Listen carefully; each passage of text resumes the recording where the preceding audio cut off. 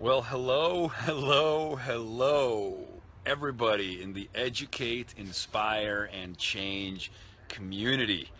I just want to send you guys a warm hello from sunny Venice, California. My name is Jason Silva. This is my dear friend, Justin Brown.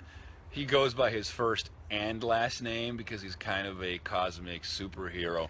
Um, this guy over here, he's the co-founder of IdeaPod.com, which is kind of like a boutique hotel social network where people share ideas. A very cool community, a lot of overlap with Educate, Inspire, and Transform, which are the themes that we're celebrating here today. So anyway, guys, just to give you a brief background of why I'm here, I was asked by the creator of this page to do a live stream post, and I thought, how cool. Obviously, you guys are a community that is all about celebration and inspiration and transformation and basically sharing good vibes. And this is something that actually the both of us are very passionate about. We're sitting here in Venice, California, having kind of an ideas mind jam, and the two of us are talking about the importance of electrifying ideas and disseminating them through the digital cosmos. I mean, if there's one cool thing about the internet, is that it echoes the ideas of the Jesuit priest Pierre de Chardin, who used to say that we're creating an electronic cloak over the world that is made of mind. It's called the noosphere, and the noosphere is literally a cosmos in which we electrify our thoughts, our thoughts can travel at the speed of light. We can collapse time, space, and distance and share and evolve in a networked capacity that accelerates exponentially. We build the tools build us, and then we build better tools, and then those better tools build us in return, and before we know it, it's a runaway train of coevolution, humans, technology, mind, matter, and heart, and it goes to crazy places of ideation and transformation. I mean, it's like literally we're accelerating evolution. We have decommissioned natural selection, and now we must look deep within ourselves and decide what we wish to become. And so, Justin, let me just put you on the spot here for a second. Great. You're the co-founder of IdeaPod. You believe in the transformative power of ideas. You live in the present very, very deeply. You are committed to the present. You have dived into the present.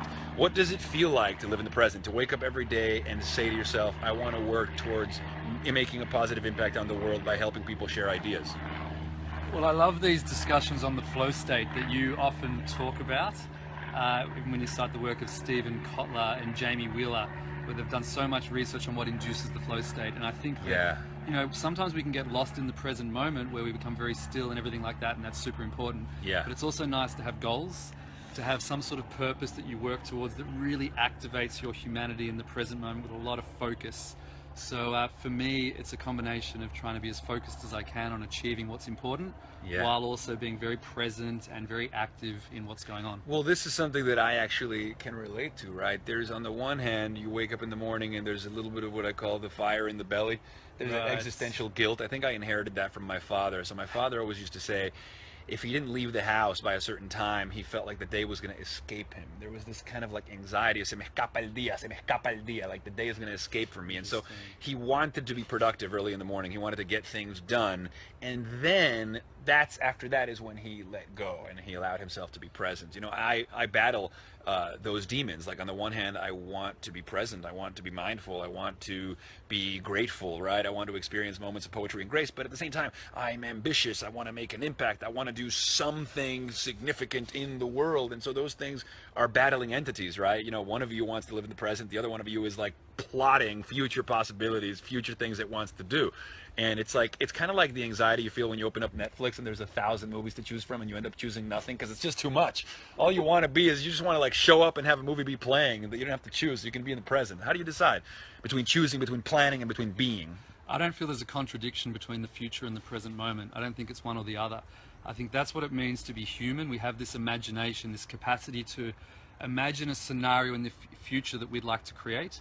And that's why humans are so amazing at creating civilizations, at creating technology, at creating culture, at creating ideas that can live on well beyond who we are as a human being in that present moment. So focusing on the future and bringing that back into a focus on the present kind of like collapses time and space and really moves you into the now. Yeah. So some of the key words, obviously, of this community are educate, inspire, and change. So first, feed yourself with knowledge, right? Acquire wisdom, fill yourself with information, learn, make connections, create mind maps, right? Create mind networks of mind. That's educate. Then inspire, right? Breathe in. Take it in, get inspired, be transformed, right? And then change. Make a change in the world. Be the change you want to be in the world. And I think what's interesting about these digital communities is people are coming together around these themes and creating all this like psychic energy together, like networking ideas, sharing, pushing content out. I mean, there's a kind of it's a non-physical kind of force field that's being created here, and all of a sudden, like, look at all these beautiful hearts. I mean, people are feeling the love. They're feeling the urge to be educated, to inspire, and to change. And I think we can't even begin to imagine how this can transform the world, how we are transforming the world, even through these technologically mediated wormholes. That's what's so exciting about the world we live on and the rise of the internet. Yeah. And that we're actually creating these spaces where we can come together with a shared purpose, but also shared inspiration, a shared idea of how to move forward collectively. Because it's all very well to activate yourself, but when you get many people activated towards the same idea of what needs to happen, wow, that's where all of the change in history really comes from. You know, I feel like when people say that one of the things that gives meaning to life, one of the things that agitates us towards trying to build a better world, towards trying to educate ourselves more and evolve and become more, is this fact that we are finite beings. You know, there's this whole horrible inherent tension of the fact that we are temporary, we are mortal, we are ephemeral. You know, that's kind of why I don't like Snapchat, because everything kind of gets erased after 24 hours. I'm interested in the idea of eternity. I'm interested in the idea of the infinite. The philosopher Tolstoy used to say that the finite has to find a way to bridge himself to the infinite. Man cannot live without a connection to the infinite. Man cannot live without faith, without hope, you know, and that's inherent to the human condition.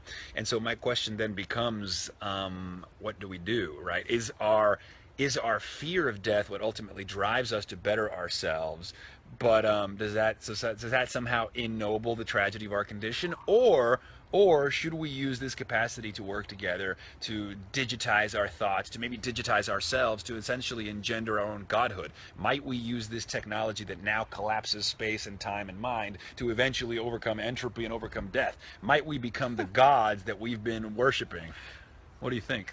I think we do have a collective need for spirituality, which arises from a tremendous fear of death. Yes. I think that's one way of looking at it, where we can, if I assume the direction you're headed, where we can download our brains into the cloud and potentially even live on forever with the singularity and everything else that's happening around us. But also we can start exploring our cosmological worldview, because the rise of technology enables us to pierce beyond the veil of what's actually happening in the here and the now. And there's technologies of meditation, for example. Which are technologies too. Absolutely. Technologies of meditation, of Kundalini yoga, of really accessing our life force, what some people call chi, which then enables us to open our eyes and see things in a very different way, which I think can also help to get over a fear of death. Well, it's interesting when you talk about technology revealing things we didn't know were there. I mean, that happens all the time. I mean, there is something that the laws of physics allow, right? That somehow, without cables and without any physical tethering, our voice, which are just vibrations coming from our bodies, right, created by neurochemistry in our brains, are recorded by a device made of plastic and metal in real time, encoded into ones and zeros, instantly transmitted wirelessly through time and space, okay? All of things I cannot see, networked across the world and reaching 1,000 people right now, 1,000 minds, each with 1 trillion synaptic connections, processing this information, digesting the insights that are being shared here. I mean, if there's ever been an argument for like non-duality and for like transcendental realities beyond what we can see, it is the psychedelic nature of technology. That's why you call the term cyberdelic. Cyberdelic combines cybernetics and psychedelic. Psychedelic means make manifest mind, the world of the spirit, the world of transcendence, and of course cybernetics is systems theory. It's how computers and networks work, and it's how biology works, through feedback loops. You combine them and you get cyberdelic. So how's that for educate, inspire, and change? Anyway, guys, if you guys have been enjoying this chat, which we hope you have, keep sharing the love here on Educate Inspire Change. Share this site with your friends. You can also check out my page. I'm at just Jason Silva on Facebook with a little check mark. And you guys should also check out IdeaPod. IdeaPod is another great community. And we all share the love together and share the knowledge, and we get educated, we get inspired, and hopefully we get changed. Justin, any parting words, my friend? Thanks everyone for being here. Jason, thanks. It's an honor to be part of this conversation with you. And yeah, just thanks for having me. All right. Ladies and gentlemen, we are floating in space. All I want in life is a little bit of love to take the pain away. Everything has been figured out except how to live, so perhaps the better question is not what are we to do with death, but what are we to do with life? Life exists in individual moments, and it is up to us to make sure that those moments are vital, interconnected, and grand, to make a masterpiece out of life, one that we would willingly live again and again for all of eternity. This is what we can strive for. That's from a documentary called Flight from Death. I recommend it. Cheers.